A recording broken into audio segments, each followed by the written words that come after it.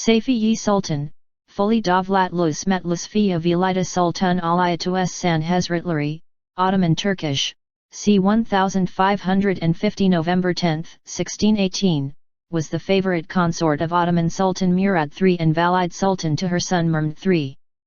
The identity of Safiye has often been confused with that of her Venetian mother-in-law, Nurbanu, leading some to believe that Safiye was also of Venetian descent, descended from Venetian governor of Corfu, captured by Muslim pirates and presented to the Sultan's harem in 1562.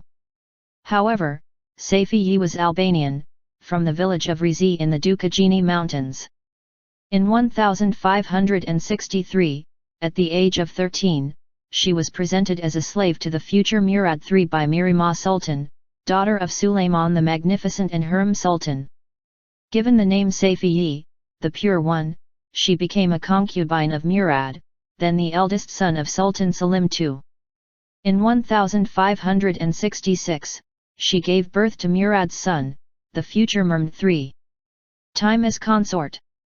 Safiye had been Murad's only concubine prior to his accession, and he continued having a monogamous relationship with her for several years into his sultanate. His mother Nurbanu advised him to take other concubines for the good of the dynasty, which by 1581 had only one surviving heir, Murad, and Safiye's son Mehmed. In 1583, Nurbanu accused Safiye of using witches and sorcerers to render Murad impotent and prevent him from taking new concubines. This resulted in the imprisonment and torture of Safiye's servants. Murad's sister Esmehan presented him with two beautiful concubines, which he accepted. Cured of his impotence, he went on to father 20 sons and 27 daughters. Venetian reports state that after an initial bitterness, Safiye kept her dignity and showed no jealousy of Murad's concubines. She even procured more for him, earning the gratitude of the Sultan, who continued to value her and consult her on political matters, especially after the death of Nurbanu. During Murad's latter years, Safiye returned to being his only companion. However, it is unlikely that Safiye ever became Murad's wife, though the Ottoman historian Mustafa Ali refers to her as such. He is contradicted by reports from the Venetian and English ambassadors. Valide Sultan. When Murad died in 1595, Safiye arranged for her son Mehmed to succeed as Sultan, and she became the Valide Sultan, one of the most powerful in Ottoman history. Until her son's death in 1603, Ottoman politics were determined by a party headed by herself and Gazanfer Aa, chief of the White Eunuchs and head of the Enderun, the imperial inner palace. Safiye eventually enjoyed an enormous stipend of 3,000 aspers a day during the latter part of her son's reign. When Mehmed III went on the Agar campaign in Hungary in 1596, he gave his mother great power over the empire, leaving her in charge of the treasury. During her interim rule, she persuaded her son to revoke a political appointment of the judgeship of Istanbul and to reassign to the Grand Vizierate to Damat Ibrahim Pasha, her son-in-law. During this period, the secretary of the English ambassador reported that while in the palace, Safiye espied a number of boats upon the river the Bosphorus hurrying together. The Queen Mother sent to inquire of the matter and was told that the vizier did justice upon certain chabais kop, that is, whores. She, taking displeasure, sent word and advised the vizier that her son had left him to govern the city and not to devour the women, thus commanding him to look well to the other business and not to meddle any more with the women till his master's return.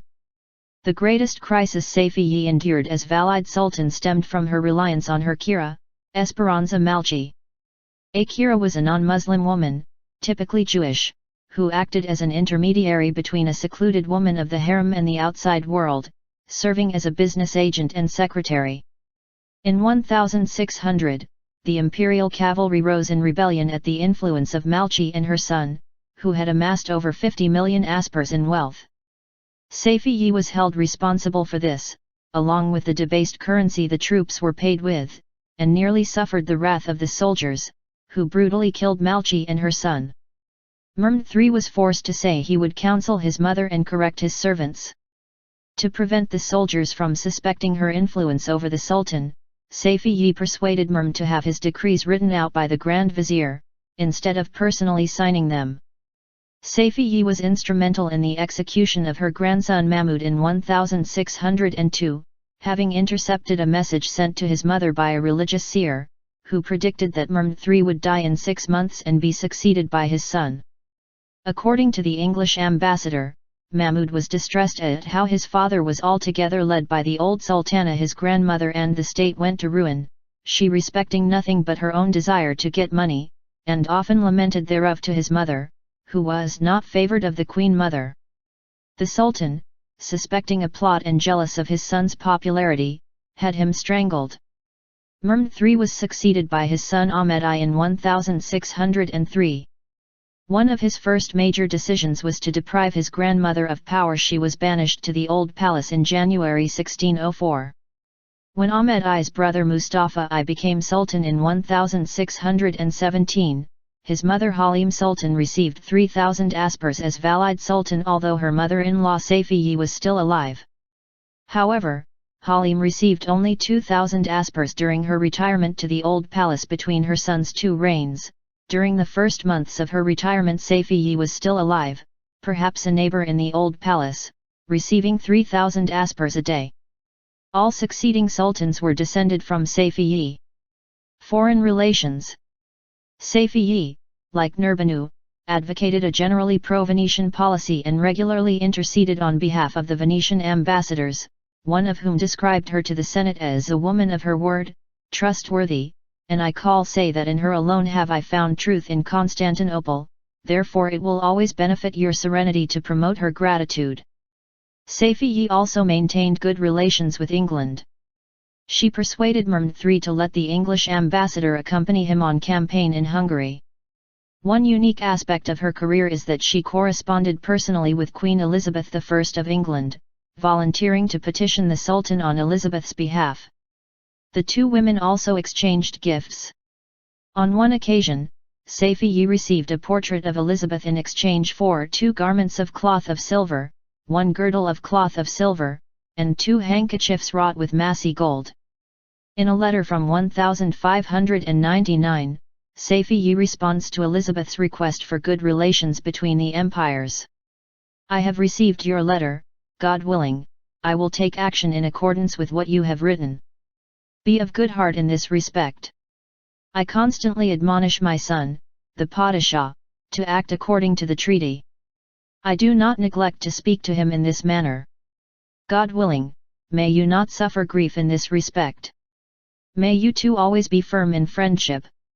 God willing, may our friendship never die. You have sent me a carriage and it has been delivered. I accept it with pleasure. And I have sent you a robe, a sash, 2 large gold embroidered bath towels, 3 handkerchiefs, and a ruby and pearl tiara. May you excuse the unworthiness of the gifts. Safiye had the carriage covered and used it on excursions to town, which was considered scandalous. This exchange of letters and gifts between Safiye and Elizabeth presented an interesting gender dynamic to their political relationship.